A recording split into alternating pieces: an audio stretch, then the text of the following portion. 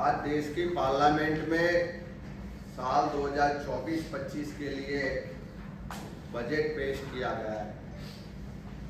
ये बजट को देखते हुए स्पष्ट दिखाई देता है कि इस बजट देश की आम जनता के लिए नहीं, लेकिन सरकार बचाओ महंगाई बढ़ाओ वाला बजट है।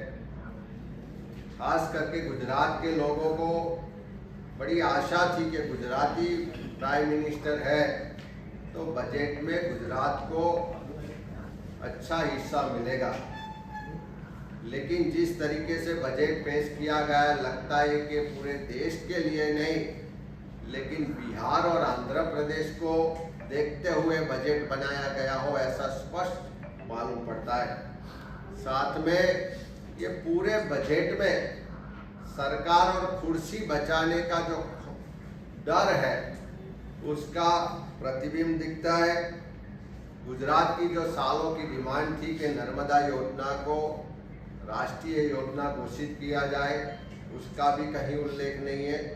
पूरे देश के जो कर्मचारी ओपीएस को लागू करने की लड़ाई लड़ रहे हैं, उसके लिए भी कोई इस बजट में नहीं बात की गई।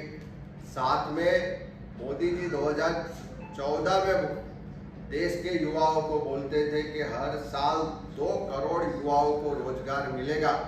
आज 10 सालों के बाद 2024 में सरकार बजट में प्रावधान करती है कि अगले 5 सालों में हम 4 करोड़ युवाओं को रोजगार देंगे। मतलब 10 साल पहले जो बातें जुमले किए गए थे, आज उसमें सरकार खुद बैकफुट पे आती दिख रही है। साथ ही में जो देश के एमएसएमई है उसके लिए भी कोई नई बात नहीं है।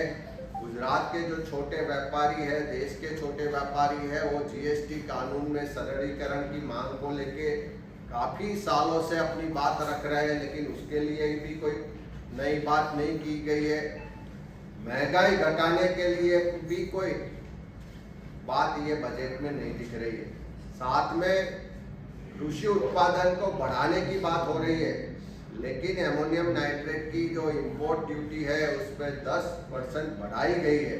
उसकी वजह से आने वाले टाइम में जो खाद है उसमें फर्टिलाइजर के दाम बढ़ेंगे, कृषि उत्पादन की जो कॉस्ट है वो बढ़ेगी। तो देखा जाए तो ये बजट पूरे देश के किसान हो, युवा हो, छोटा व्यापारी हो, गृहिणी हो, सभी के लिए निराशाजनक बजट है। और गुजरात के लोगों की तरफ से देखें तो ये बजट गुजरात को सरासर अन्याय करने वाला बजट है।